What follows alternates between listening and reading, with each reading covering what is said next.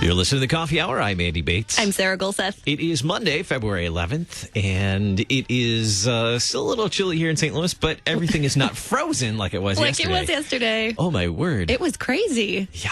Our car made it up the driveway, but we almost couldn't get into the car, so that was fun. Lots of people sliding all over the place. I think we had like 30 people at church total. Yes, and your pastor had quite the story. There. He shared his story of his adventures getting to church in the ice yesterday. I know. I feel bad. Quite an icy day. So glad that roads were better today. People could make it safely. Here in the St. Louis area, I read yesterday there were 112 car accidents because of the ice, but no fatalities. There were I can't remember how many injuries, but no fatalities. The roads were not good. Yeah. They closed the freeways. Sure. So. Yeah. Nearly all protecting people from themselves. All the municipalities around us were encouraging people to stay inside, and so we were able to broadcast services so that folks who were staying home could listen to God's word, hear God's word preached and proclaimed yesterday. And not all the churches that we normally have live programs from were able to make it yesterday, but most of them. So we're grateful for that, and grateful that our guests are not frozen in today as well. Excited to share some really great things with you today. Engaging young women. How is LWML engaging young women in mission? Excited to share about that. And we'll take a look at an article in the Lutheran Witness on chaplains and not always loving your neighbor, not always a nicety. What does that mean? Well, I don't think it means you have to be mean to people. Well, this is true. I don't know, though. I'm not the expert. Are you implying that I might be mean? Thanks to our friends at Concordia University, Wisconsin, for supporting the Coffee Hour. Find out more about them at cuw.edu. Joining us by phone this morning, our friend Kay Wolf. She's Vice President of Special Focus Ministries with Lutheran Women's Ministry, and she's also the presenter for an upcoming Rural and Small Town Mission webinar right around the corner. Kay, thanks so much for joining us this morning. Thank you for inviting me. It's a joy and a privilege to have you with us this morning. I know you and Sarah go way back with your Michigan roots. My parents were telling me all about this yesterday. I called my parents last night, and they were like, "Oh, you're going to have Kay on tomorrow." They were all excited. Well, a shout out to my hometown sister Sarah. Good to talk to you. And we had a Bible study with your parents yesterday. It was great as always. Also joining us by phone today, Amy Gertz. She's coordinator for Rural and Small Town Mission in the LCMS Office of National Mission, and they are deployed to beautiful Concordia, Missouri, where I hope you're not frozen in today. Amy, how you doing?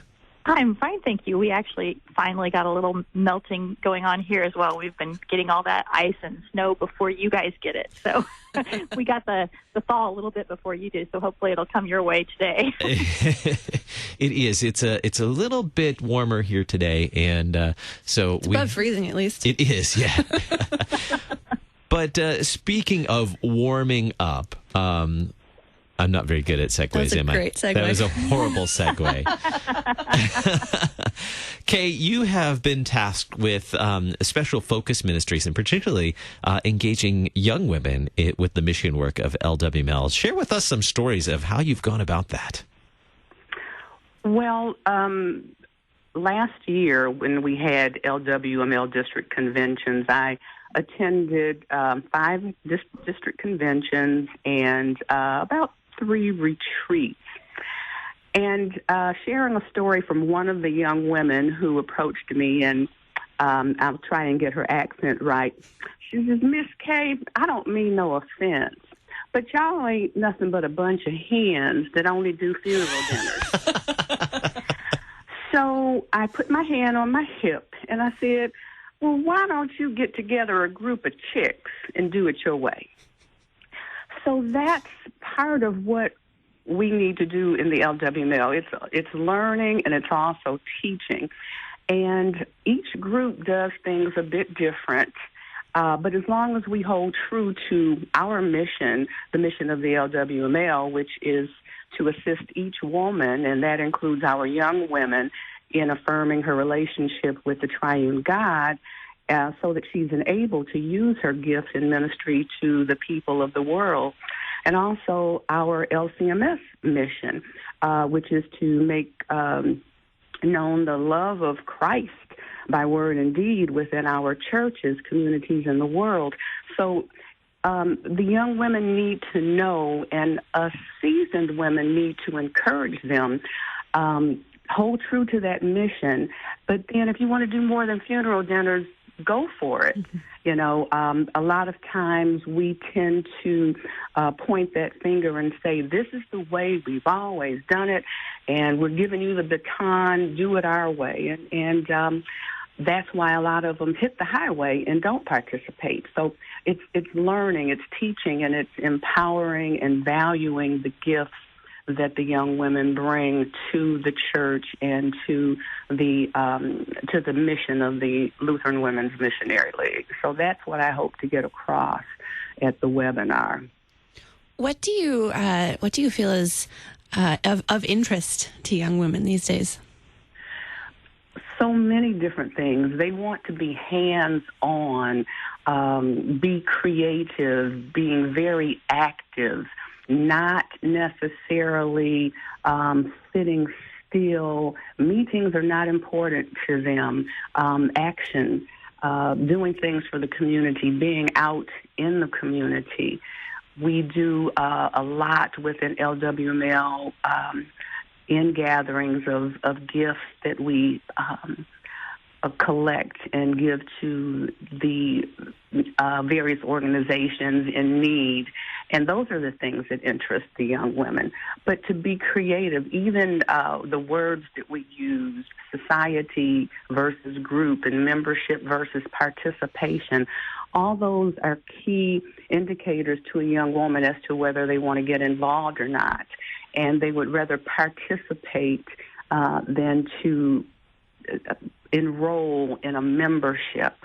So things like that get them stirred up and involved. And the thing is rather than me making suggestions and telling a young woman what to do, I should be asking, and I should be listening, and I should be valuing the opinions that she has and the things that she wants to do to bring to the mission of the church. Okay, what can we gain from your presentation of the upcoming webinar on February 21st? I think we can gain a lot of insight in ourselves being the seasoned women. We can learn something within ourselves as well as teach something to the young women. And as the outcome, working together, we can increase participation in the LWML, in the activities of the church, and then throughout the world globally. That is what our outreach is, locally and globally. And I think working together, we can increase that participation, that awareness, the might contributions that help to support the missions and ministries throughout the world. Who would be a good audience for this webinar? Is this for women who are already in the LWML? Is this for more younger women who are interested in LWML? Who's the prime audience for this webinar? You know, really hating to use the blanket statement, everyone, but everyone, because our pastors are our partners in the ministry. They are, by virtue of their office as our shepherds, they're ex officio members of the LWML. They can learn from this, because to have your pastor support your LWML and encourage your young women to participate, and also our seasoned women who are saying, you know, there's so few of us now, and we're getting older. And even with the few and even with the older, if the Lord wakes you up in the morning, you've got something that you can do. Mm-hmm. So there will be a little bit of something for everybody in this presentation. Amy, this webinar that the Kay is presenting, Reaching Young Women with LWML, is a part of an ongoing series of regular rural and small town mission webinars. Tell us a little bit about this series and how we can get connected, how we can get signed up. Oh, great. Well, Rural and Small Town actually puts on one webinar a month, and they are all a free resource to any congregation, really, but we do tune all of our webinars to rural and small town congregations within the Synod, of course. And we want them to be there for them so that they can use them always. So we hope you can join us at our live times, which are 1 to 2 p.m. Central Standard on the Thursday of our choice in that month. So like this month, it's February 21st. But each month it's a different Thursday. And then we always record and archive our webinars. And so if you can't join us at the live time, you can go into our website and get into the archive, and you can watch them at any time that works for you. So if you can't join us on Thursday, the 21st at 1 o'clock, you can get into the archive, which is on lcms.org/RSTM. And then you can watch the archive and still take advantage of all the great information that Kay is going to give us about reaching young women. And then next month, on March 7th, we are going to have DCE Juliana Schultz with us, and she's going to talk about raising young leaders and the LCMS Youth Corps. And so that's just a small sample of some of the topics that we can get into. And these are all resources that are provided free. You sign up to do them online, and whether you're going to live or the webinar after the event. Exactly. And actually, we don't even require that you sign up. You can just go in and join us at the time. Wow.